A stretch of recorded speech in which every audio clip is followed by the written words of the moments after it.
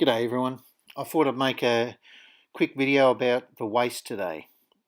How important it is to keep it small, keep it flat, not feeling full all the time, reducing bloat. The waist is definitely the key to having the look. Without the waist in check, you can forget about it. Let's look at a few factors that can affect it. Entschuldigung.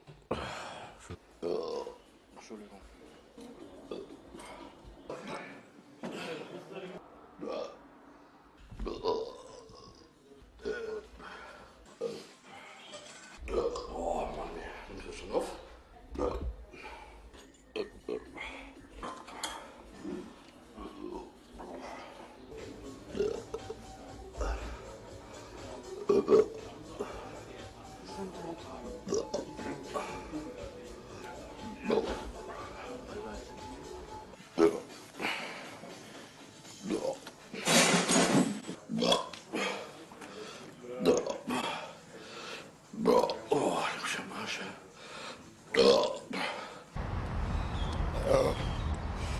If you want the look, you have to really look after your gut, not only for longevity and for health, but for having a really tight, flat waistline with no bloating. If you're constantly getting around like you've just had Christmas dinner, farting, burping, feeling full all the time, hardly able to do crunches, something's wrong. And that's what I see so much on stage nowadays and on the internet. Look into probiotics like Greek yogurt, sauerkraut, pickles, kombucha. We need our guts working properly in order to fully process and metabolize our food. Imagine eating 170 grams of chicken and only using 85 grams because the body can't absorb it properly.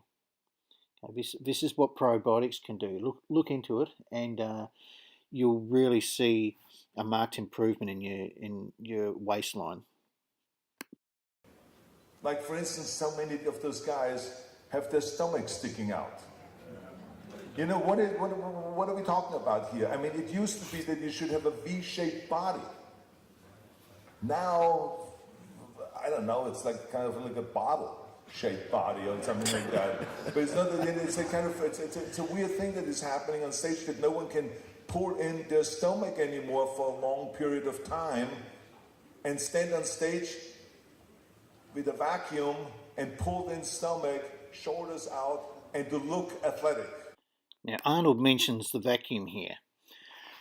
Look, back in the day, bodybuilders were judged on having small waists, and they actually trained using exercises to tighten the waist.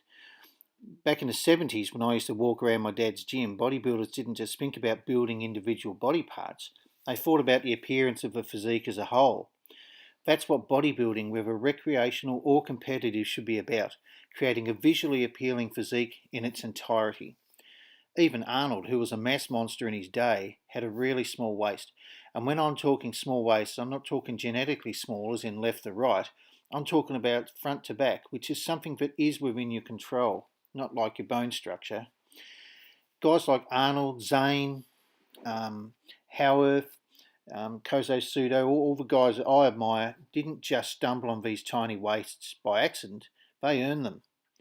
They can actually hit the vacuum pose. They made it a priority in their training and contest prep to work on performing this vacuum pose. And there's a lot of talk about bringing the vacuum pose back to try and solve the problem of the pregnant bodybuilders. Look, to these guys of the 1970s and 80s that I grew up reading about, working on pulling in their midsection was every bit as important as working chest or biceps. And for the look, you should have a similar perspective. Food intolerances are another thing to look into when trying to reduce your waistline. This picture here is me in my first bodybuilding competition. Now, I was never anything. I'm not even going to pretend that I was. But prior to this photo, I always had a lot of trouble digesting milk and dairy products, and I'd buy Joe Weider's protein powders by the absolute bucket load. I spent thousands and thousands of dollars on whey protein, and I always felt like crap. All my friends would grow a lot faster than I would, and it took years and years of weight training and constant colds and sniffing and feeling bloated before I realised, this isn't right. My mates aren't having this happen to them. This is back in the day when people didn't really know that much about it.